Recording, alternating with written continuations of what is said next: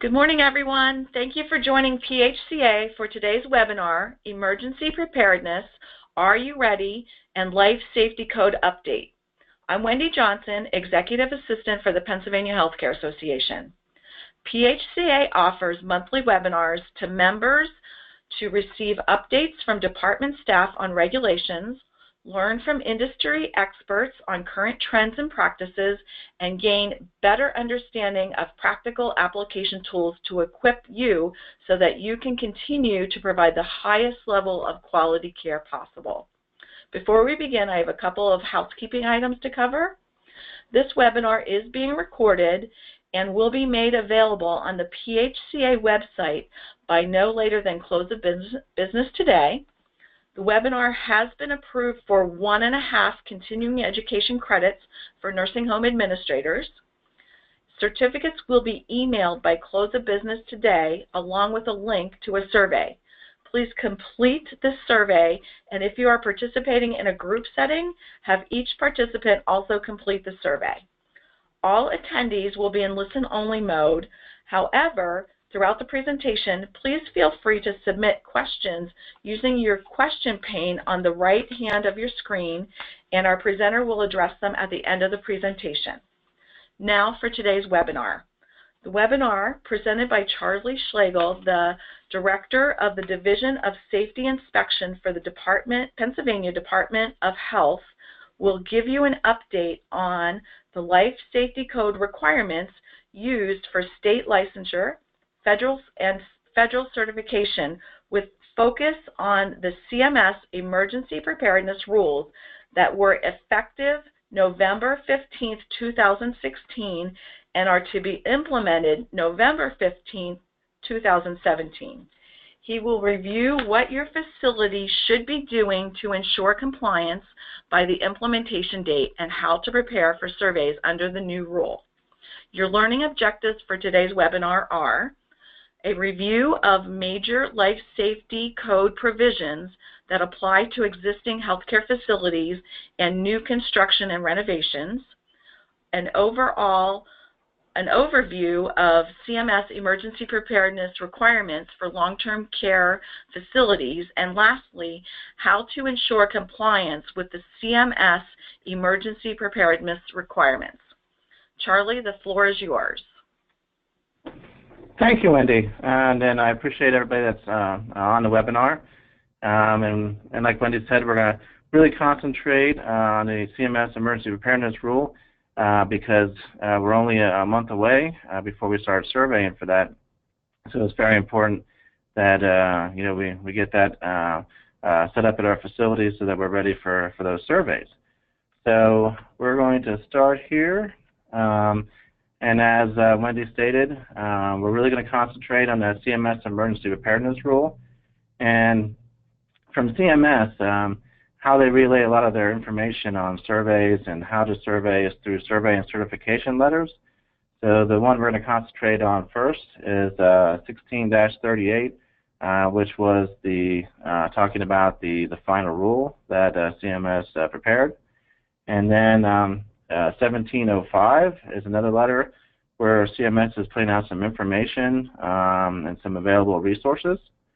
And then again, 17-21, another letter that they put out, just doing some clarification, and then they added some additional resources. And then 1729 was their most recent survey and certification letter, and we'll review a little bit in reference to Appendix Z, which is interpretive guidelines and survey procedures. And the 2012 Life Safety Code update, that's where I hit on some of the things that are new to the 2012 Life Safety Code, just to make sure that you're prepared for those items at your survey. So emergency preparedness, I'm sure everybody's been watching the news where you're seeing the wildfires in California, all the hurricanes that we've been having, down south, and unfortunately we had the nursing home that had some deaths due to temperatures down south. Emergency preparedness is definitely very much at the forefront of the news, and it's something that I only see CMS getting more involved in going forward, especially with with all the events that we've been having. And so we really want to do be prepared, and this is going to be, and what you're going to find here is this is CMS's, you're trying to get ready to make sure that we're prepared in case something happens in Pennsylvania, knock on wood, that that nothing does happen, but if something does happen, that we're ready. So you're going to see what the CMS is defining is they're putting out the rule to establish national emergency preparedness requirements for Medicare and Medicaid participating providers and suppliers to plan for both natural and man-made disasters and coordinate with federal, state, tribal, regional, and local emergency preparedness systems. So this is kind of their goal in putting out the emergency preparedness rule. It's not just for nursing homes. There are 17 providers and suppliers that CMS certifies that all have to meet certain requirements. But what I did is took out the requirements that are strictly long-term care and put them in this presentation. So this is, and you can see, that this is a fairly large goal that they have.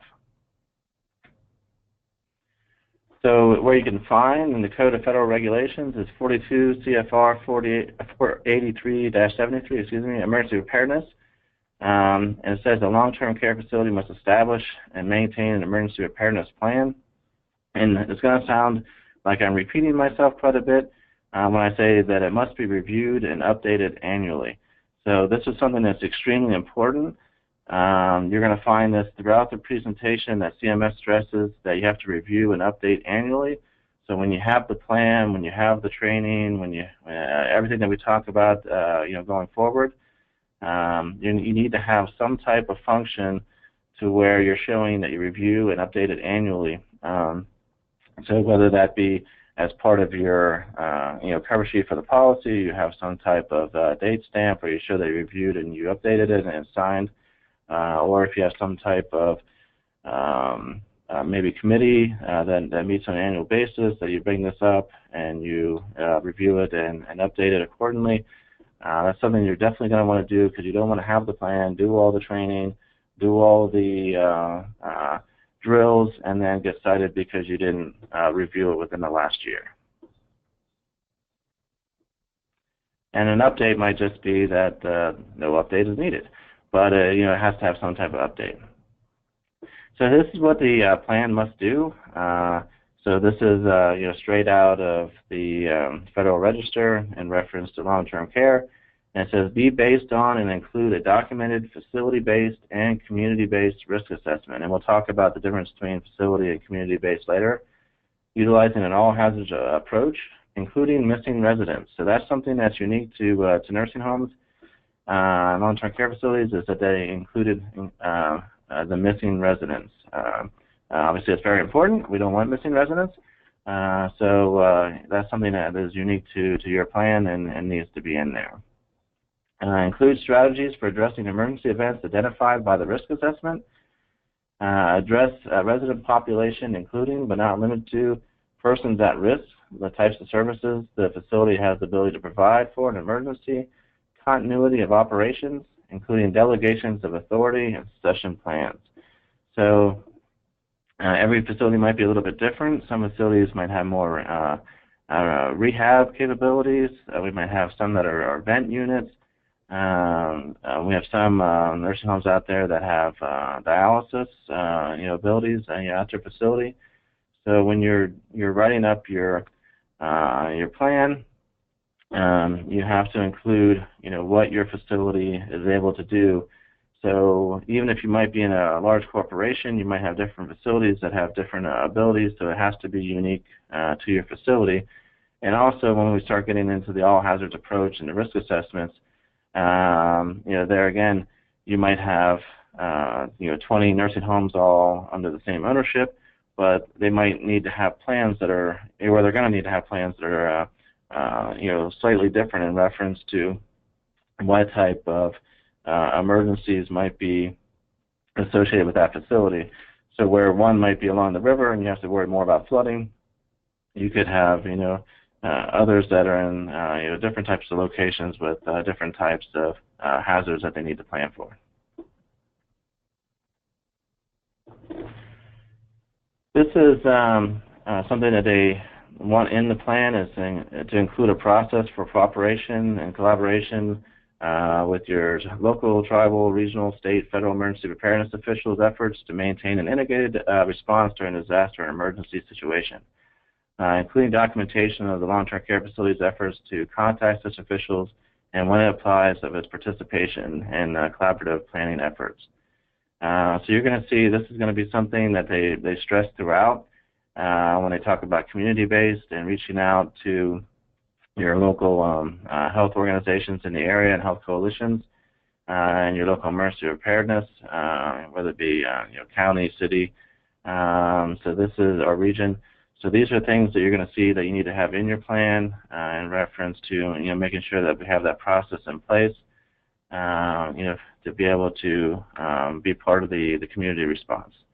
And for those that have you were keeping track of what happened down in Florida, where you had the nursing home and they had the heating issues, there was a hospital right across the street. So sometimes I don't have all the details, but maybe if they have some type of plan in place where they instead of kind of staying in their own silo at their facility, where they would have reached out, maybe they could have done things a little bit differently. And then once you have your plan, you have to implement emergency preparedness policies and procedures. So first you have to make your plan, and then you're going to develop your policies and procedures. And like we were saying before, you're going to have to review and update them at least annually.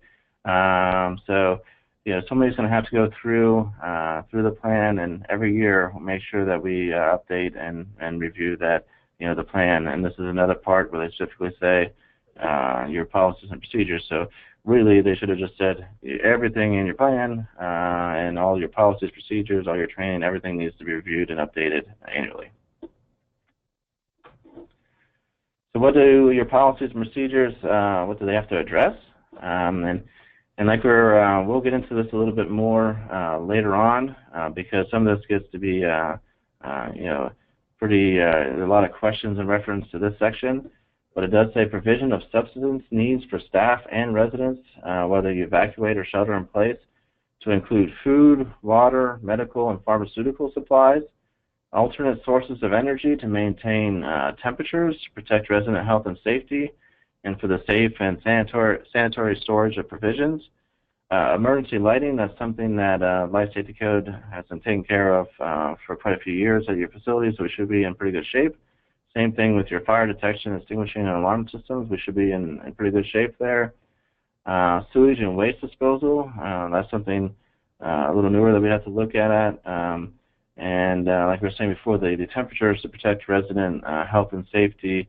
How much food and water. We'll talk a little more about that later.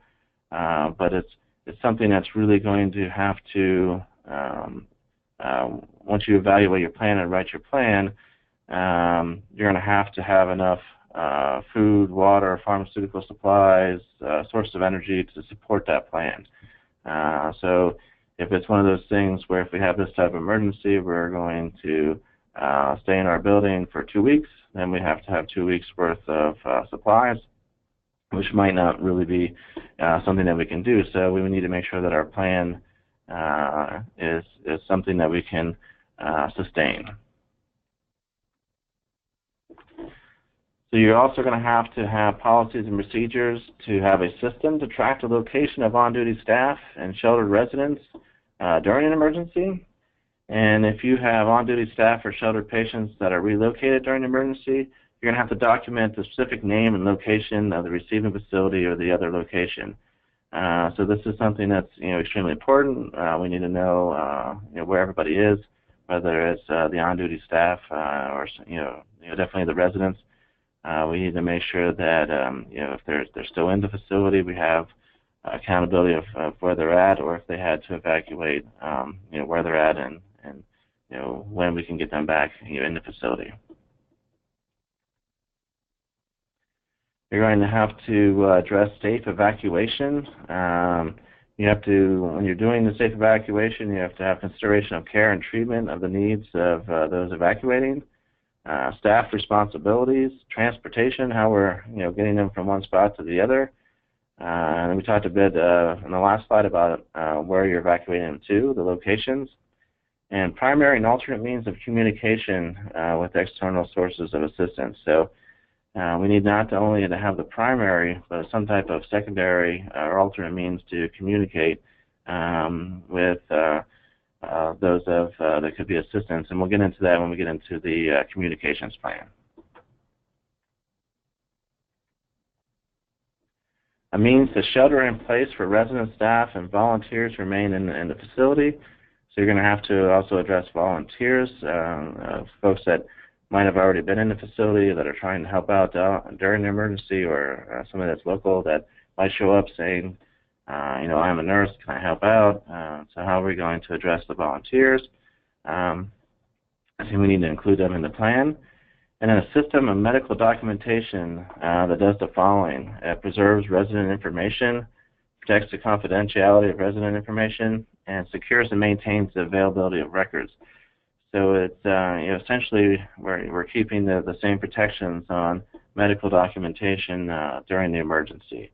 So that has to be addressed in your policies and procedures. And here again, they added the use of volunteers in an emergency and other staffing strategies, including the process and role to integrate with state and federal healthcare professionals in case there's some type of surge during an emergency. So that might be more of a, I'm guessing more of a hospital world, but it has to be addressed in the long-term care world of policies and procedures as well. Development of arrangements with other facilities and providers to receive residents in the event of limitations or if you cease to operate, so that we maintain continuity of services to our residents. So you know, hopefully we already have that in place. We just need to make sure that's in our policies and procedures of the plan. And then the role of the long-term care facility and the provision of care and treatment at an alternate care site. So this is something where we're stressing again that we just need to make sure that we're protecting the resident information and that we're still providing proper care. So here we talked a little bit before about communication plan. So outside the policy and procedures, they have a separate part of the plan that's called the communication plan, and it has to comply with federal, state, and local laws, and again, must be reviewed and updated at least annually. So this is a big part of the plan. Excuse me, a big part of the plan, and you'll see that they have a lot of information in here. So the emergency preparedness communication plan has to include names and contact information of the following, and this is probably a good reason why it needs to be, you know, updated and reviewed so often, because you need to make sure you have the names of staff, entities providing services under arrangements. So if you have some type of you know, services being provided through arrangements, you need to have the name and contact information for those folks, the residents, physicians, other long-term care facilities, and volunteers, if that be the case. So as part of your plan, maybe you don't want to wait annually to update some of this information. Maybe you want to do it more often, but you have to do it at least annually. You also need the contact information for federal, state, tribal, regional, and local emergency preparedness staff and other sources of assistance. To continue on the communication plan, and I know this seems like a lot of information, but if anybody looked at the emergency preparedness rules, over 600 pages, it was quite a bit. So even though it's still a lot, and there's it's going to be, you know, once we get these things set up and we start getting our drills in place, it'll just be maintaining it. It's just going to be this first year of trying to get all this information together. That might be a little bit more. But your communication plan has to have the primary and alternate means for communicating with the following. So your long-term care facility staff, and here again you see primary and alternate, so there's two there. And then again you see your federal, state, regional, local emergency management agencies. So we need to have, you know, make sure we have their information and how to contact them. A method for sharing information and medical documentation for residents under the facility's care. To make sure that we continue the continuity of care. And then in the means of an evacuation, we have to have the ability to release resident information and keep that information within the privacy requirements.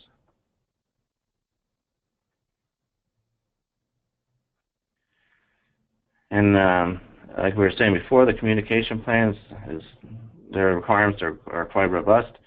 So they're really concentrating on making sure that the information, we still have the continuity of care, but we're still trying to do our best to protect the resident health information. The second part there is a really important one. It means to provide information about the facility's occupancy needs, its ability to provide assistance to the authority having jurisdiction, the incident command center or designee. So this is extremely important if you're having some type of emergency. There are a lot of resources out there through whether it be through PEMA or through the Department of Health or Bureau of Health Preparedness, where maybe you need a generator or you need water or food. That we have those things that the National Guard or somebody can get out to you. So we just have to have the ability to have that communication to know that you need that those supplies or that assistance so that we can get it to you. A method for sharing information with the emergency plan from the facility is determined as appropriate with residents and their families or representatives.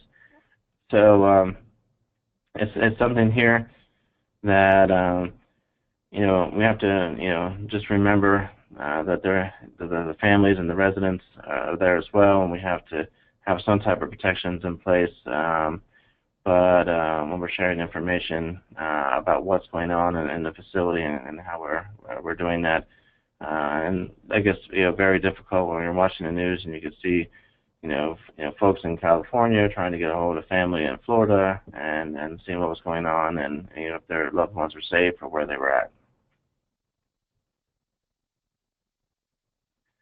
So this is the one that is CMS has put a lot of emphasis on, and is the training and testing program. So you have the plan, you have the policies and procedures, you have the communication plan, but we need to train and test on the plan. And the program, of course, has to be reviewed and updated at least annually. Like I said, I sound a little bit like a broken record there, but the testing and training, that's going into effect next month. So we'll see later in the presentation that CMS, once we start doing our surveys, we're going to add this emergency preparedness survey, and they want to make sure that we have these trainings and the testing of the program in place. So the first thing is the initial training and the policies and procedures for all new and existing staff. Individuals providing services under arrangement and volunteers consistent with their roles. So if you have roles in your plan for these different folks, they need to be trained and make sure that they know what their roles are. So when we go out to your facility, similar to like whether it was the fire plan that we're asking the nursing staff out on the floor or in the kitchen, where we're asking maybe the kitchen staff, how their suppression system works with the kitchen cooking. We're going to be doing a similar thing when we go to these surveys in reference to emergency preparedness to make sure that staff know what their role is. So in addition to the initial training, when you first hire staff, you have to provide emergency preparedness training at least annually. So once a year, in addition to the initial training, we have to do emergency preparedness training and then maintain documentation. And then here we have the demonstrate staff knowledge. So that's where we do the interviews during the surveys to make sure that the staff know what their roles are. So testing. The long-term care facility must conduct exercises to test the plan at least annually, and that's coming into November 15th is where we're going to start looking for these drills, including unannounced staff drills of all the following. It talks about participate in a full-scale exercise that is community-based or where it's not accessible, which we have some information on later. It could be facility-based. So if you do have an actual disaster, you can count that. You want to make sure that you definitely count that. So that is good for 1 year. But come November, we're going to be looking for the first part here, that you participate in a full-scale exercise. And then the second part, if you like that full-scale exercise so much, you can do a second one. And if you can do that as facility-based, if you did the first one as community-based, or you can do a tabletop exercise, which is a group discussion where you have a facilitator, you have some scenarios in hand, and then you have the individuals at the table that are in leadership that would help you, go through and sit down and talk about, how would we respond to the emergency? What would we need to do? Is there anything we need to change? How are these things going to work out for us? And then you have to do a kind of an after-action review, and this might be a good time to update your policy if any updates are needed and sign off on it. But you have to see how you guys did on your response. And then you see here is maintain documentation of all drills. It's one of those things where kind of thought process is if you don't document it, it didn't happen. So we need to make sure that we document everything that we do. Emergency and standby power systems, we're going to spend some time on that later, but especially with emergency power, and you see the third one, which is a lot of questions on on-site fuel source of power to emergency generators and how to plan during an emergency unless you evacuate. So here we talked about earlier about making sure that what you say in your plan you can support. So here again it is with fuel source for emergency powered generators. Unless the facility evacuates, we need to make sure that we have a plan for how we're going to get those generators to keep operating until such time that we evacuate. All right, so the first letter that came out, and this website that you see here is a great place for information. There is a lot of information that they put on here. I recommend that anybody has any questions that you go to this website. They have questions and answers for frequently asked questions. They have all of the information I just went through. It's all on their website. They have a nice table in case you have other types of facilities that qualify, that you want to see what they're required to do. So this website here is something that you definitely want to make sure if you take away anything after this presentation that you have that resource available to you. So you see here, to continue on, they have the state healthcare coalitions that they want you to get together to do community-based. That information's on the website. Who's impacted, a lot of definitions, and that table breakdown. So the next SMC letter that came out, so that was released in March of 2017. So it's more information to assist in meeting the training and testing. But the big part of this SMC letter is CMS was getting, I guess, a lot of response and questions in reference to, since it's such a large requirement and there's so many questions, where they kind of push off the drills and things. And their response was, we expect you to have everything done by 11/15/2017. So right in the SMC letter they said, because the final rule has an implementation date of 11/15/2017, 1 year following the effective date, which is 2016, facilities are expected to meet the requirements of the training and testing program by that date. So that's the extremely important date of 11/15/2017 that, obviously we can't tell you when we're coming to do your survey, but everybody seems to have an idea of when their window is. So for the folks that are, right there in the middle of November, those are the ones that are, you'll first see the emergency preparedness survey. So they went on to say that they know that some facilities were still waiting for more guidance from CMS about how to plan and what the exercises are about, but CMS decided to let everybody know that they don't think this is a good thing to do in waiting. So facilities found to have not completed these exercises or other requirements of the rule by that November 15th date will be cited for noncompliance. And here they go on in the letter to say that they encourage you to seek out and participate in full-scale community-based exercise and to have that tabletop exercise. It they keep repeating themselves over and over again in this letter in reference to making sure everybody knows, to have these exercises done. Okay, so this is something that's extremely important. If you reach out to your community base, so you reach out to your healthcare coalition, you reach out to your county emergency preparedness, and they say either, we don't have anything planned now, maybe next spring we're going to do something, or you know what, there's nothing, that we're doing, in this area, right now. There's nothing for you to say, to participate in. You want to document that you reached out to these folks so that you could do a facility-based exercise. So community-based exercise is one where you're getting together with your community healthcare coalition and with other facilities. You're all responding to the same emergency together. The facility-based is kind of like your fire drill, where you have an event, in your facility, and you're just doing a facility response. So if you reach out, you're getting negative information back, or information that we don't have anything right now on the docket, but maybe early next year or next summer we have this big event planned.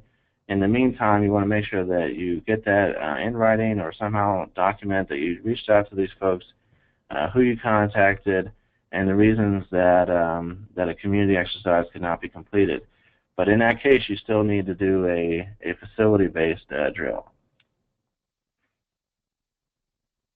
And then the last SMC letter, because I guess there wasn't enough change in the long-term care world, right? So we had, first we had all of the changes of life safety, the changing of the tags, all the changing of the requirements, and now you're going through all the changes in Susan Williamson's world with the health surveys. They're changing the tags and everything there. They decided to add new tags, which is the Z tags, and a new Appendix Z, which is the Emergency Preparedness Final Rule, Interpretive Guidelines, and Survey Procedures. So it's a 74-page document, including the SMC letter, that's going to be part of the State Operations Manual, which is CMS's instructions to the states on how to survey. Excuse me, I said Z tags, but they're E tags. It's Appendix Z. But the tags are going to be separate from health or life safety code tags. So right now when you have a survey, you have the health tags, so the F tags, you have the life safety code tags, the K tags, and now you're going to have a third set of tags called the E tags. So that'll be part of your annual survey that we do for federal certification. So you're going to see that they're going to be, kind of 3 sets. To be honest with you, we're still kind of working on, what that's going to look like, when you get your survey and how to respond to anything you might need to respond to, because the CMS hasn't updated their survey system yet, so we can't see exactly how they're planning to do that. In the last tab there, you see that it says that state survey agencies have discretion on whether the health or life safety code is going to conduct emergency preparedness surveys. And in Pennsylvania and most states that we've talked to, for long-term care facilities, the life safety code surveyors will do it with, and then if there's assistance needed, we'll go to the health surveyors if there's any questions on the continuity of care. But the life safety code surveyors are the ones that are going to be primarily responsible for doing the emergency preparedness surveys.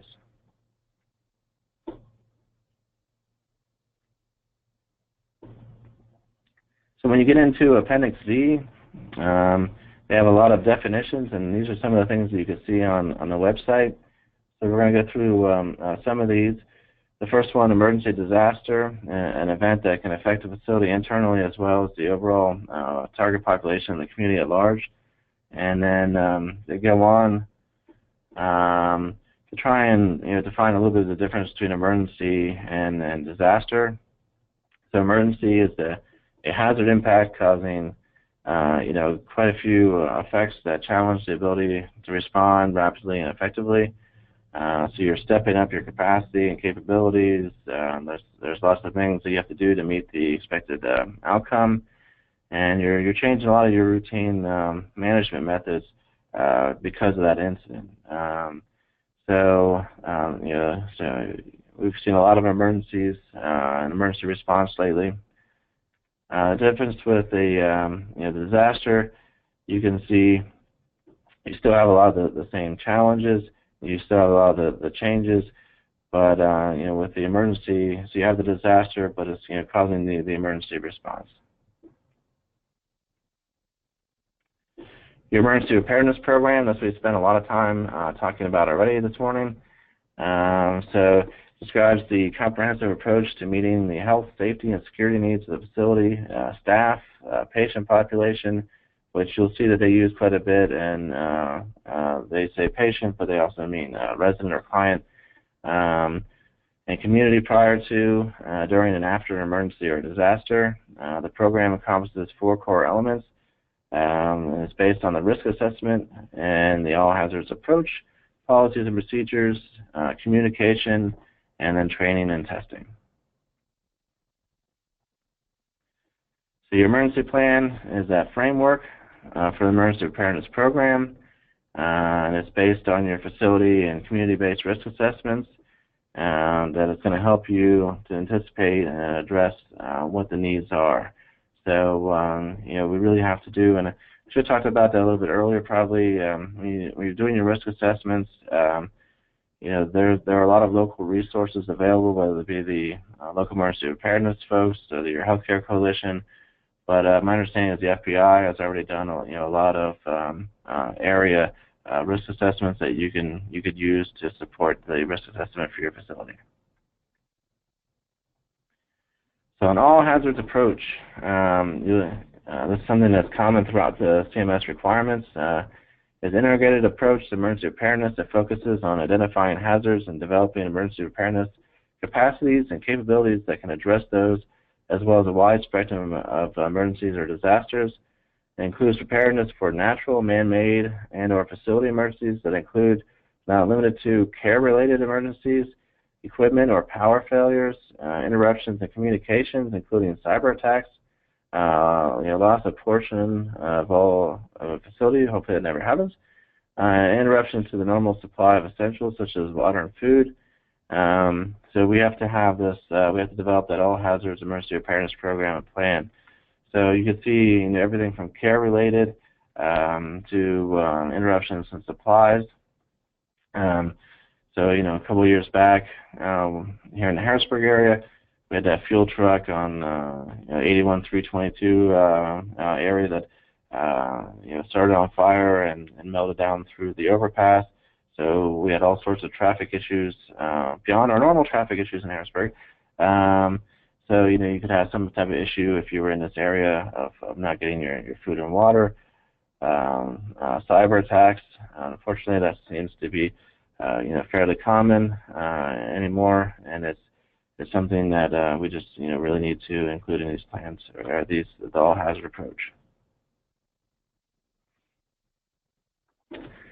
So facility-based, difference between when we talk about facility-based versus community-based. We talked earlier, the facility is specific to the facility, so it's not talking about the community as a whole, but it's based on your geographic location. It's also dependent on your resident community population and the surrounding community assets, whether you're rural versus a large metropolitan area. The full-scale exercise. So I've done a couple presentations, not as in-depth on emergency preparedness rule, but just talking about it. And a lot of folks are asking whether certain exercises that they did and have already completed will comply with the CMS requirements already.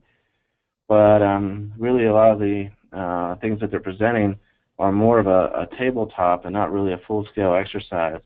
And if you look in here where the full-scale exercise is operations-based exercise that typically includes multiple agencies, jurisdictions, or disciplines, an integration of operational elements involved in response to a disaster event. And it says, for example, boots on the ground. So it's one of those things where they say here hospital staff treating mock patients, but it would be in our long-term care, it'd be nursing home staff, whether we're having something with mock patients or we're doing something else. but it's really having the actual response at the facility where we have staff that are responding per their roles, and not something that we're discussing over some type of table or some type of phone conversation where we're just saying what we would do. So the difference between the full-scale exercise is actually doing what you would do, but maybe doing some type of mocks. We're not doing something with the actual residents. Whereas you'll see the tabletop is something that we discuss what we would do. So the HVA is a hazard vulnerability assessment. We used to call them analysis back in my military days. But so this is something that's been around for quite a long time. It's a systematic approach to identifying the hazards or risks that are likely to have an impact on the healthcare facility and the surrounding community. So it's going to describe the process by which a provider or supplier will assess and identify gaps in its emergency plan. So that's why we have to look at it annually to see if our assessment has changed and whether we need to address our plan. So then once you have the HVA done, that's when we have to figure out what our plan would be to try to keep those impacts down.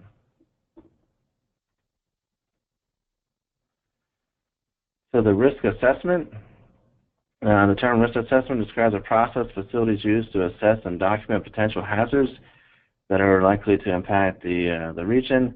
So this is very similar to your, how you would use your risk assessment to complete your hazard vulnerability assessment or analysis. But like again, we were saying before, it's unique to your facility. So other facilities in the area are going to have similar assessments. So you could reach out and talk to others in your area. But somebody that's in Philadelphia is going to have something different than somebody that's in a rural area, or somebody that's in another type of Pittsburgh versus somewhere that's in a rural area. Somebody that's we have some areas in like the Reading area in Pennsylvania that are on a fault line, so they have to worry about some type of earthquake, whereas other areas are not in that type of have that same type of risk. For some odd reason, staff comes up a lot. A lot of people had questions when they had the draft regulations down in reference to what they meant by staff. So they defined it as all individuals that are employed directly by the facility. The phrase individuals providing services under arrangement means services furnished under arrangement that are subject to a written contract. So that you can see that's a little bit different than what they define staff. Here's that table talk exercise we talked about. So you're simulating the scenario. So you're looking at your plan, your policies, your procedures. You have your senior staff, your leadership, sitting down, and it could be by phone, just as long as everybody's together, and you're going over, and you have that scenario. Okay, this happened. How are we going to handle it? What does our plan say? What are our policies? What are our procedures? Would we be okay? Do we need to adjust something? But you're not actually deploying any resources. You don't have staff having a response. That's where you get into the full-scale exercise. So these are questions right from that website resource that I had given to you. Some of them, the first two, I just put in here just so that you can see that the question was, can continuity of operations, delegations of authority, succession planning be included in the emergency operations plan, or do you expect to see separate plans? And CMS's response a couple times, I just included the first two, is they're saying that there's not a specific format. So there's not some CMS preferred format, how you have to shape your emergency plan or how you document it, what order you put it in. They just want you to make sure that you have all the information that we addressed earlier and what the plans need to have in it. There is no specific format, and you'll see the question got answered multiple times, a little bit different ways. For formatting the documentation, the standard state policies and procedures are required. Our documents are structured with addendums as is allowed, and CMS's response again is there is no specific format. We just want you to make sure that you address all the information that we require.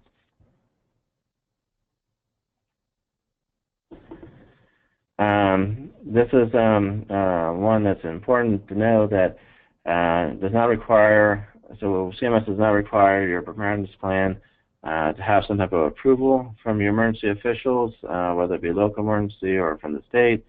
So they're asking, who does, needs to approve this plan. And what CMS's response is that they're not requiring an official sign-off on the plan. Here again, they just want to make sure that you have everything in the plan that's required, that you're reaching out to your local officials, that you're working with them, but you don't have to go get special approval of your plan. What is the regulations definition or intent behind the word community? So CMS responds back saying it didn't define community to provide flexibility to develop disaster drills or exercises that are realistic and reflect the risk assessments. So they didn't put in an official definition for community just because there's so many different scenarios out there, depending on even some of our urban populations. You have some sections within that urban population that might be a more of a separate community from the rest of the city. We might have some rural areas where we have I know a couple of different parts of the state. You might have somebody right across the river from you, but that's your community is usually on your side of the river because we don't cross that river to go to the other side for some odd reason. It's definitely taking a look at what your community is, what the risks are there, and they didn't actually give a full definition of community. What are the consequences? So if we don't do our drills, we don't make our plan, what's going to happen to us? Are there going to be any warnings issued? Will there be any actions? So CMS said you had 1 year from 2016 and 11/15/2016 to implement the requirements.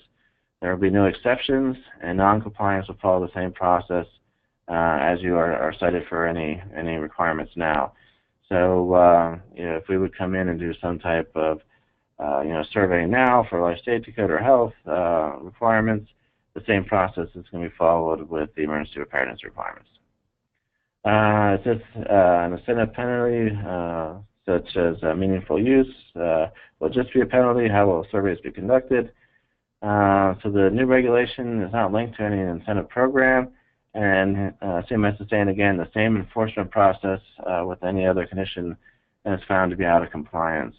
And then they talked about the interpretive guidelines and survey procedures in the spring of 2017. Came out a little bit later than that, but they did get that information out. What procedures, documentation, resources will state agency surveyors use to assure compliance with the various facility types? So CMS put in there, as always, surveyors will use the interpretive guidelines and survey procedures in the State Operations Manual and will be trained on the requirements before implementation. So CMS does have web-based training out there now that our surveyors are working on. As everybody knows, staffing has been tough, so we're getting everybody through so that they're prepared to have that training. And we talked about before that Appendix Z has the interpretive guidelines and the State Operations Manual, so you could read that as well.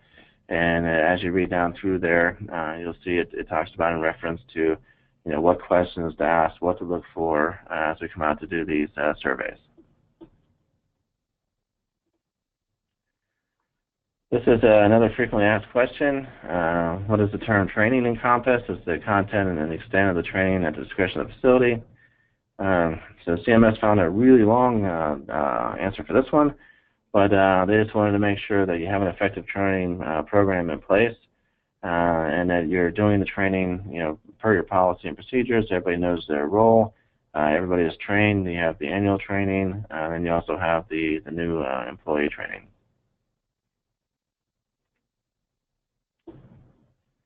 Here again, we already talked about staff.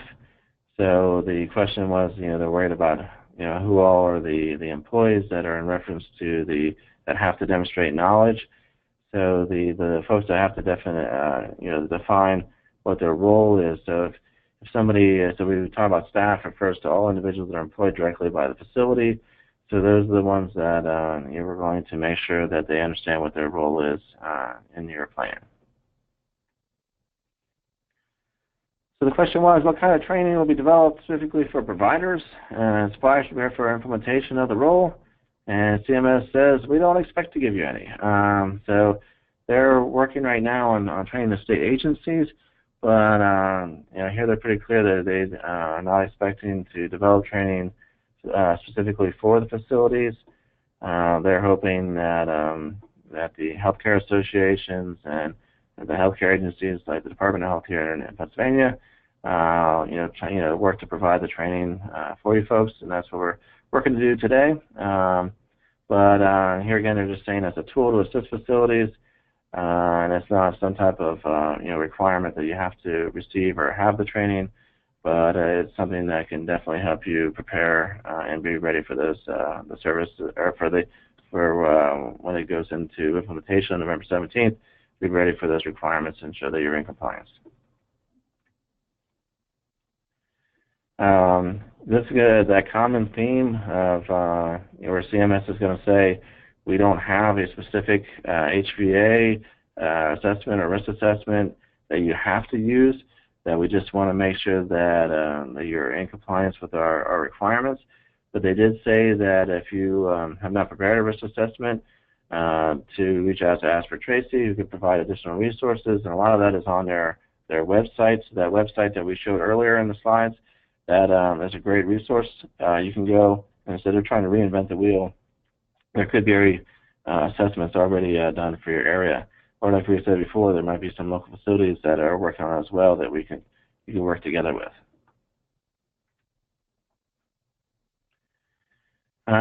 They don't specific memorandum of understanding requirements. So if you have MOUs in place right now, there's really nothing specific from CMS that's going to speak to that, but that you just need to make sure that if there is some type of transfer agreement, that during an emergency that it's appropriate for the type of residency you care for. And here we get into some of the questions that I've received a lot as well. General inquiry on generator. Does the generator have to be able to power up AC and heat? Can you please clarify for me as a requirement with the final rule? So the emergency preparedness regulation requires hospitals, critical access hospitals, and long-term care facilities. So that's you folks on the call to have generators. So the regulation also requires the facilities to have alternate sources of energy to maintain temperatures to protect patient resident health, safety, for the safe and sanitary storage provisions. If the facility needs a generator to meet the temperature requirement, then it must provide the necessary level of generator with the capacity to run the HVAC system.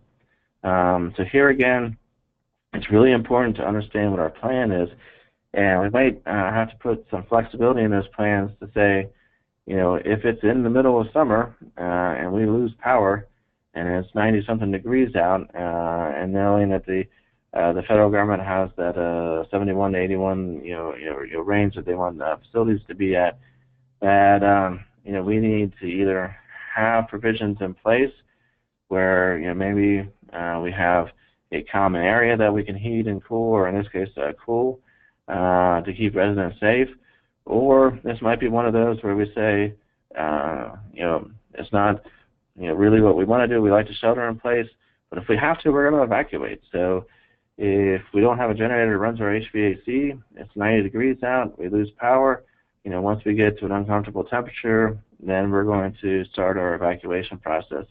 And that would be acceptable, in your plan. But if you say in your plan that you're going to shelter in place regardless for 5 days, then somehow you're going to have to show to us that you can, have an emergency like that and be able to, keep the residents at an acceptable temperature, or keep the building at an acceptable temperature to keep our residents safe.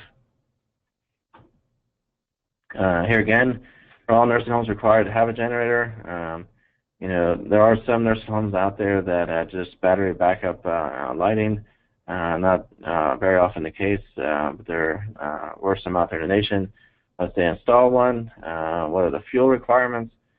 So all facilities must now, have a generator. And here again, we talked about, you need to make sure that it matches what you're talking about in your plans. We need to make sure whatever emergency power that you have on site now matches what you're stating in your plan, so that they work together.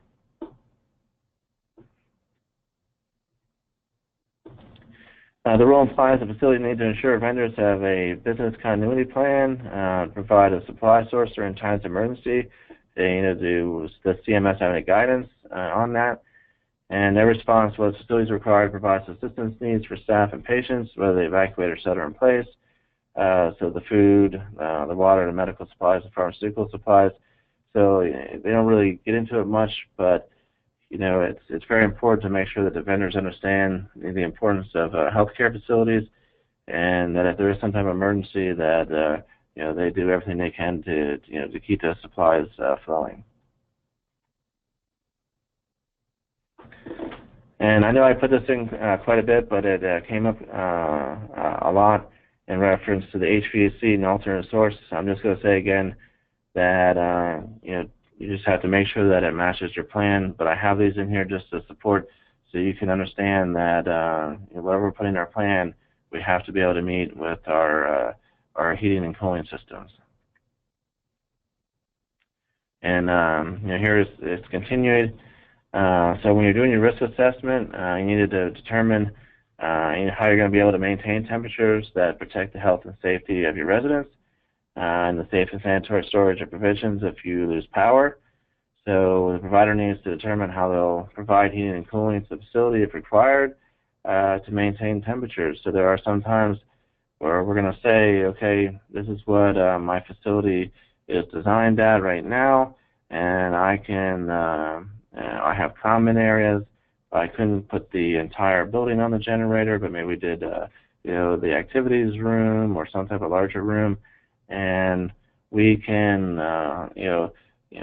support that for this long because this is how much fuel we have.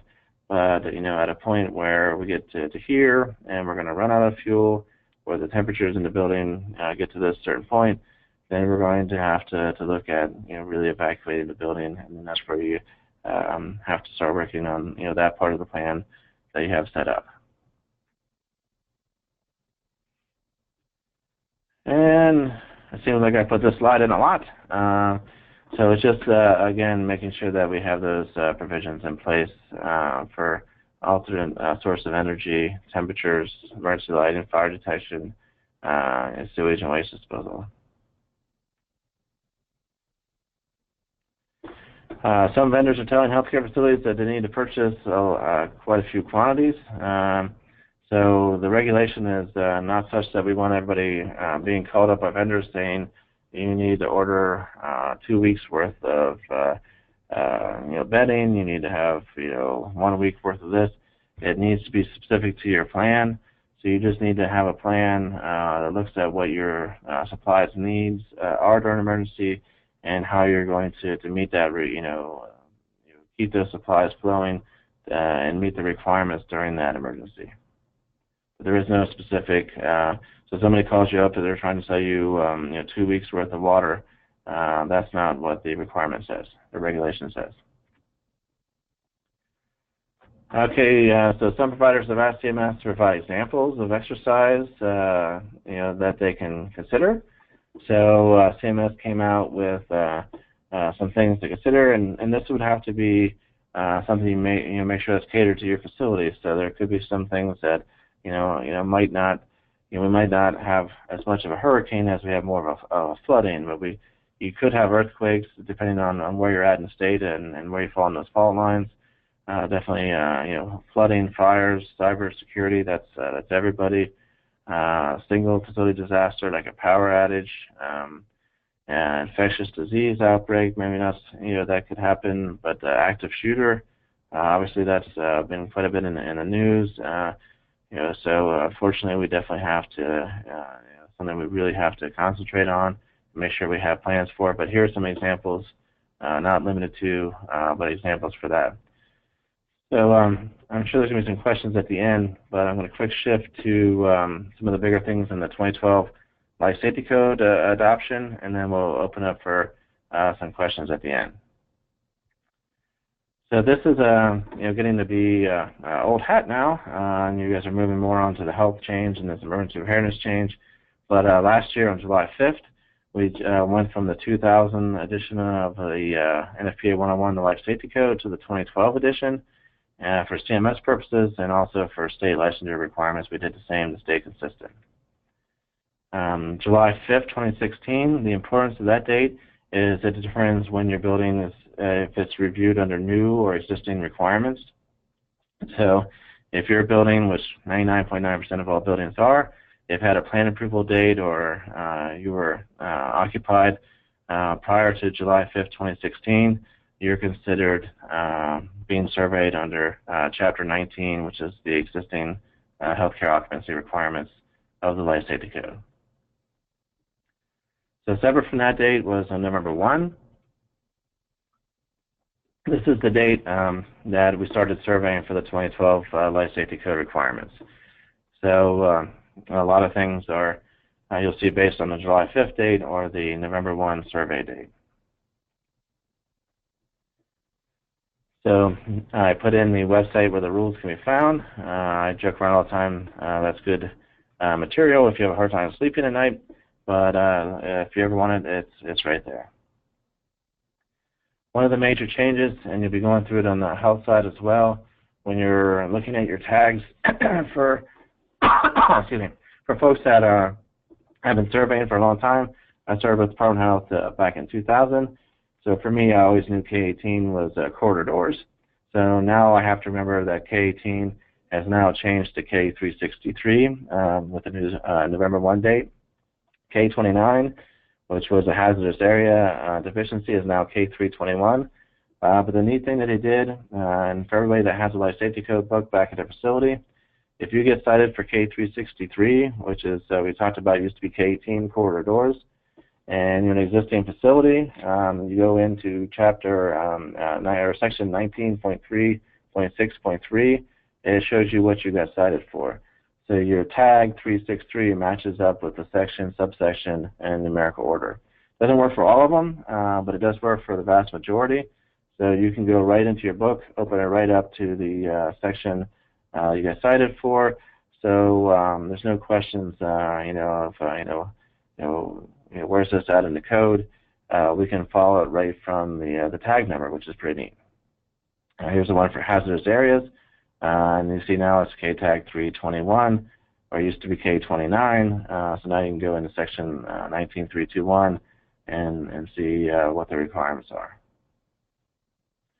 So for the longest time, we were using quite a bit of waivers when CMS put out the intent to adopt 2012. For a lot of things that, especially for culture change, for long-term care, for their items that got put into the 2012 code through a lot of work from a number of individuals supporting culture change to that we were able to use for decorations and some dining and cooking changes and things like that. So those were things we were able to do. Now that we're using the 2012 code, we don't need the waivers anymore because the waivers were based on the 2012 code provisions. So now we're using those provisions. We don't need the waivers. We just need to meet the requirements.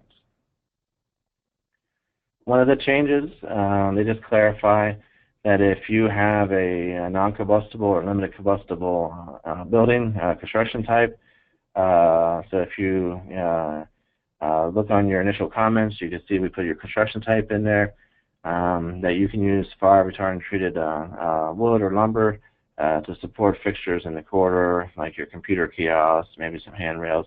There's a lot of questions in the past that if you had non-combustible or another combustible construction, could you use any type of wood, even if it wasn't structural. So this is something that clarifies that, so that was good.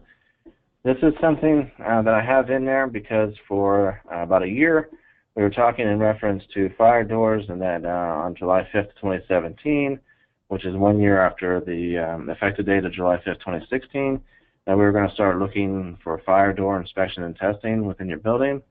But CMS recently put out a change to that pushed it back to January 1, 2018. So if you're inspecting your doors and maintaining testing, don't stop. Keep doing that. But we're not going to survey for it now until January 1. I do apologize that there was a gap there between July 5 and July 28 before CMS put out the change that we were looking for it because we were supposed to. But it also requires, there's a lot of confusion out there to smoke doors. So it could have been your, do my corridor doors need requirements? Do they need to be added to be the testing and program? It's just fire-rated doors. So your stair tower doors, your hazardous area doors, it's going to be the doors that have the fire-rated labels. Those are the ones that need to be part of this program. So you see it's a pretty comprehensive requirement. It's not just something where you're checking to make sure that the door closes and latches. Applies to new and existing, so that's where we fall into a lot of their existing facilities. Repairs should be made without delay. Fire-rated doors don't, a lot of times they're not in stock, something they have to special make. So we just need to see that we're ordering those doors, we're getting them, some type of trail that we can see we identify that there's an issue and that we're getting that fixed made. Functional testing by knowledgeable individuals. So when we go in and interview the folks that are testing the doors, if there's an astrogol on the door and we ask them how they tested the astrogol and they look at us like we're crazy, then we're going to have questions about whether they're knowledgeable to be doing that, but they don't have to have a certification. There are certification classes out there. If anybody wants that information, they can email me and I'll send you some information in reference to that. So that, if they say, who's testing your doors? Well, it's Charlie, here's a certification, then, that is something that we'll accept as well. And here are the requirements. I'm not going to go through, but it's just, again, that it's quite a bit of requirements that they're checking. It's not just closing the door, make sure it latches. There's a lot involved in the fire door inspection and testing. A good one to know for fire extinguishers.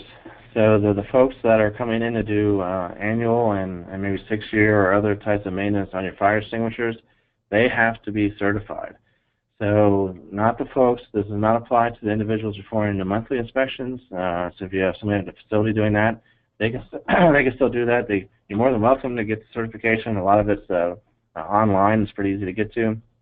But where the requirement falls in is for the folks that are doing the annual maintenance, recharging the extinguishers, they have to have that. So when we come out to look for your fire extinguisher maintenance, now after that July 5th date, we're going to be asking for who is the individual that did it on the annual, and where's their certification. So to alleviate any stress at the time of survey, this is something you get and have beforehand, and maybe just have it in your life safety code documentation book.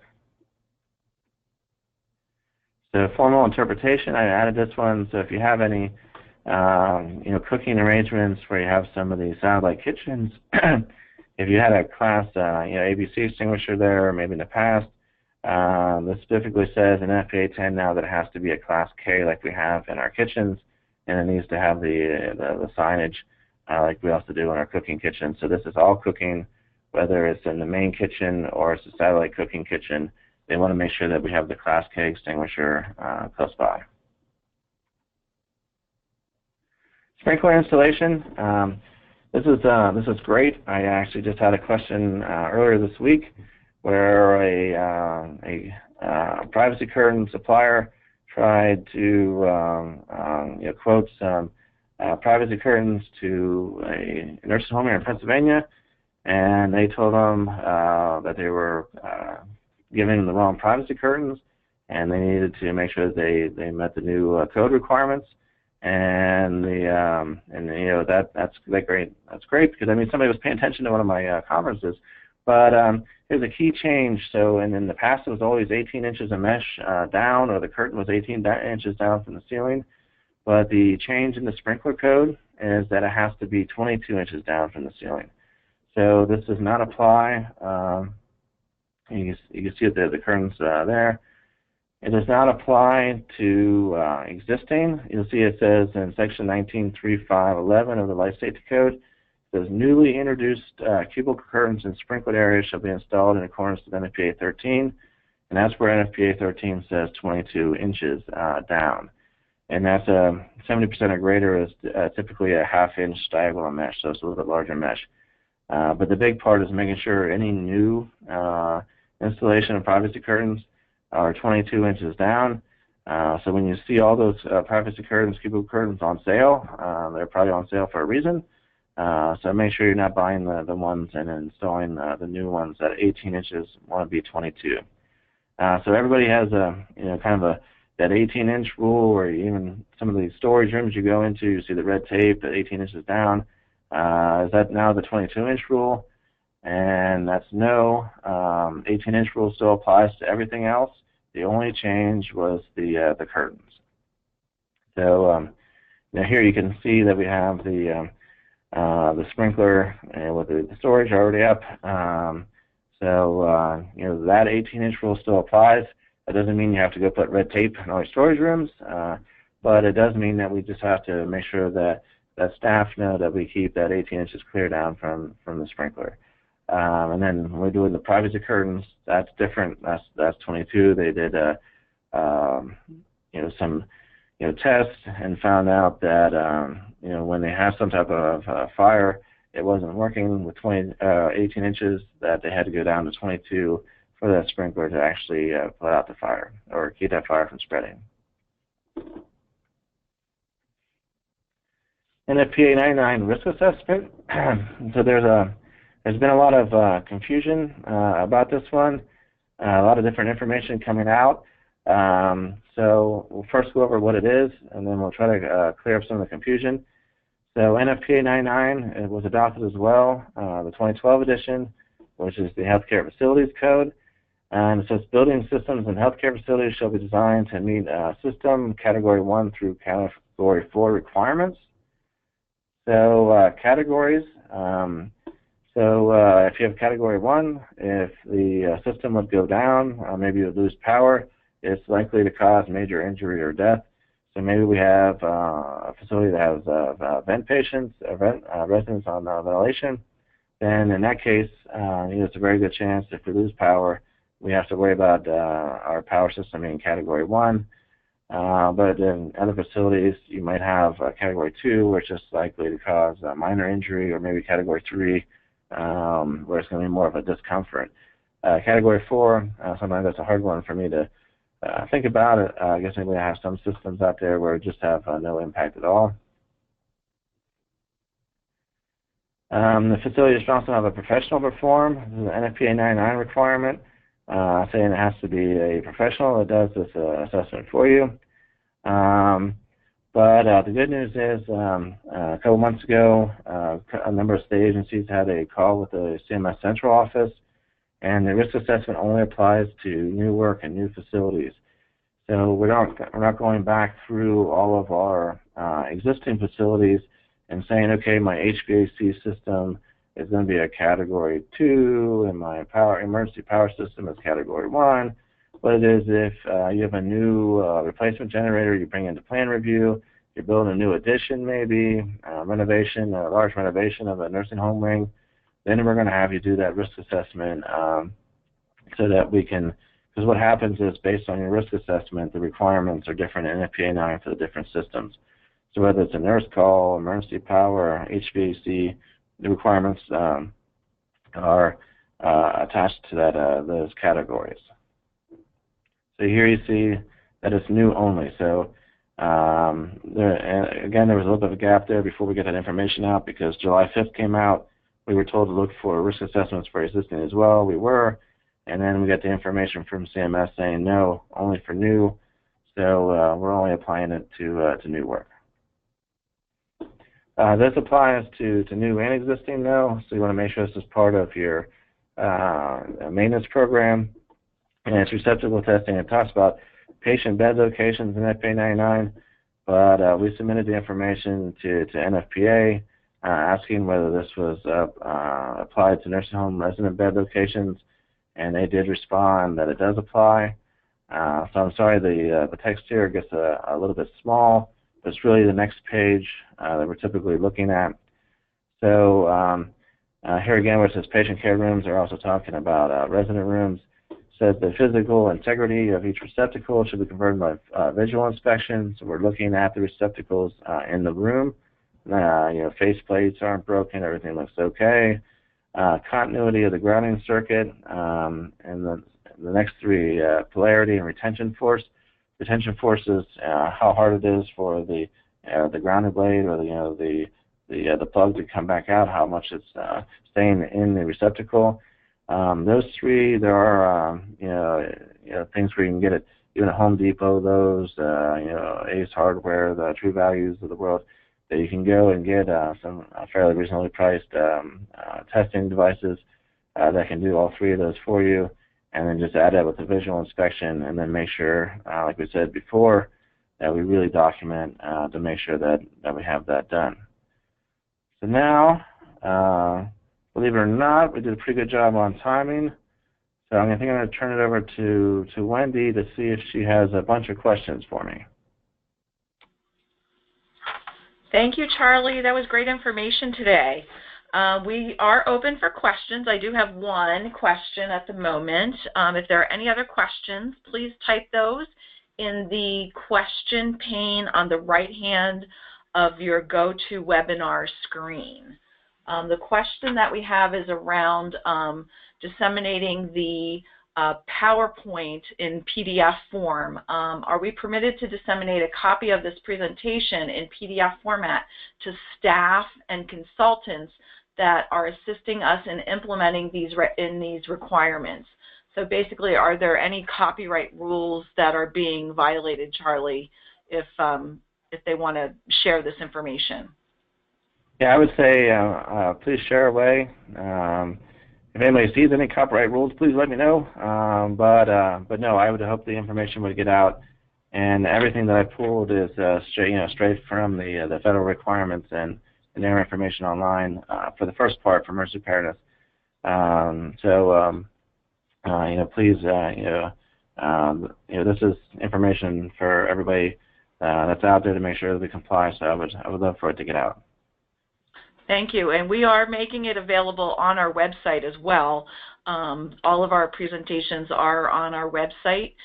You can get them there. Anyone who's on the call today and anyone who isn't on the call today will receive a link to the presentation.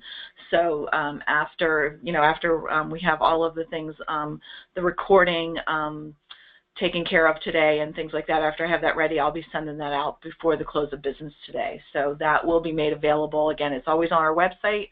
And the recording, please share it with anyone who you believe could benefit from hearing this information.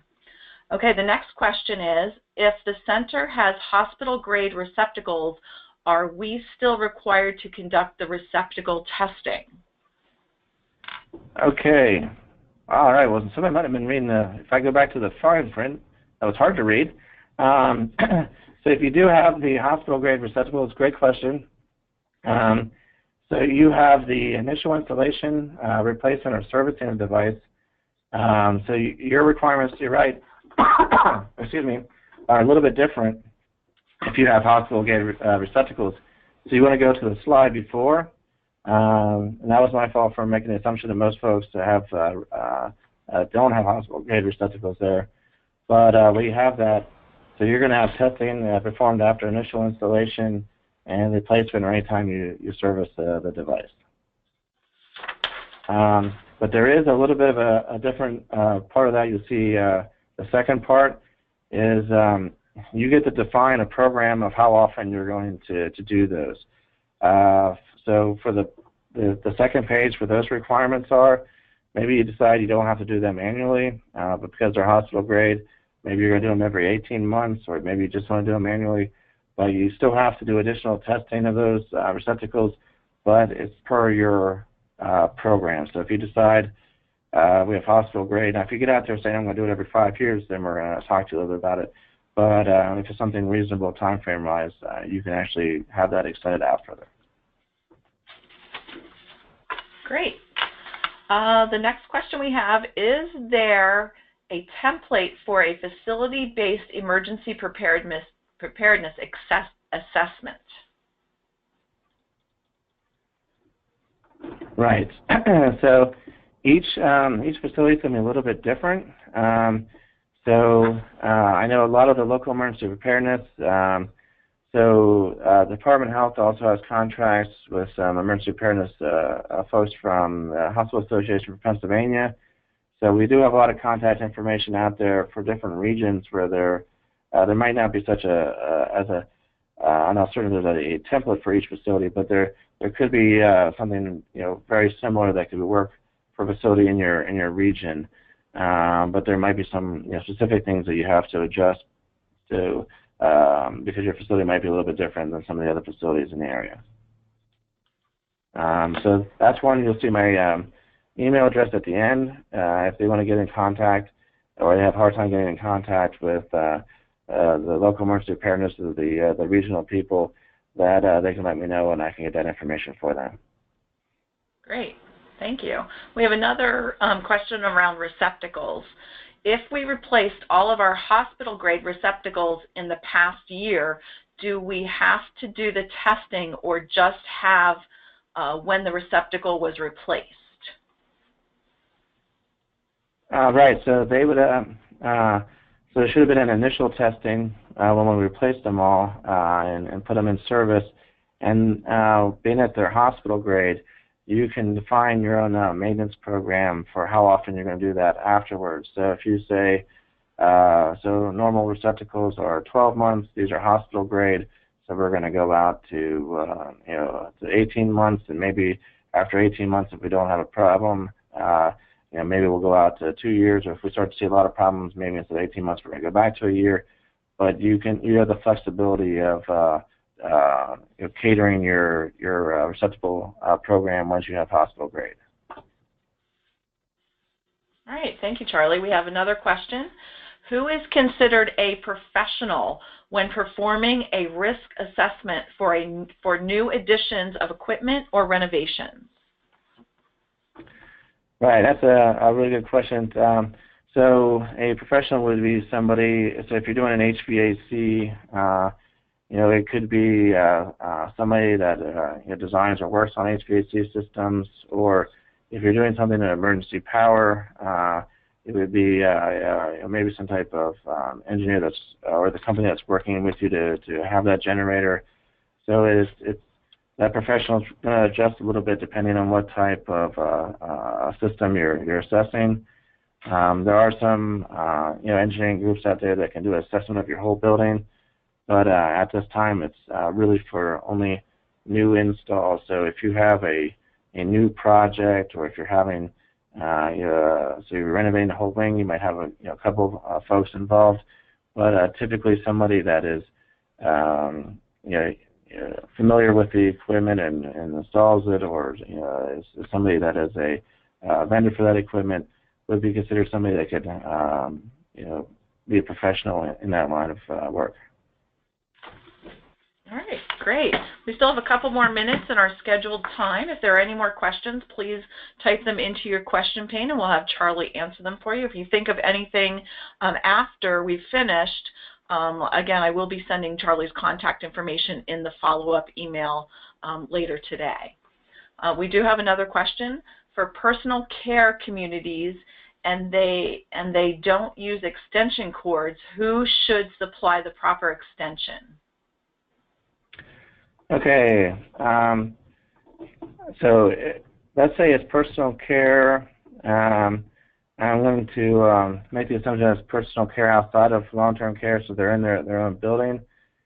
So I'm not exactly sure what the DHS's requirements are on extension cords. I can give you the Department of Health line in reference to extension cords are temporary only.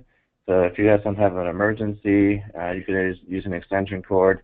If you have some type of temporary situation, where they're working on something in a certain area they can't reach, they can use an extension cord. As soon as we're done, we get rid of the extension cord, but it's not a permanent solution in the long-term care world. Per the National Electric Code, that would apply to personal care homes as well, but I'm not sure how that's enforced in those areas. All right. Thank you, Charlie.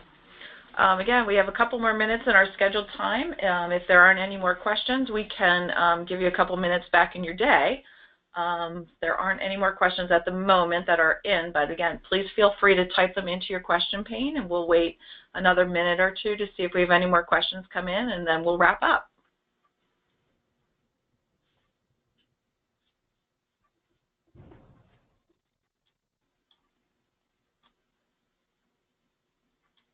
All right, I don't see any more questions. Again, don't forget to fill out your survey that will be emailed to you later today.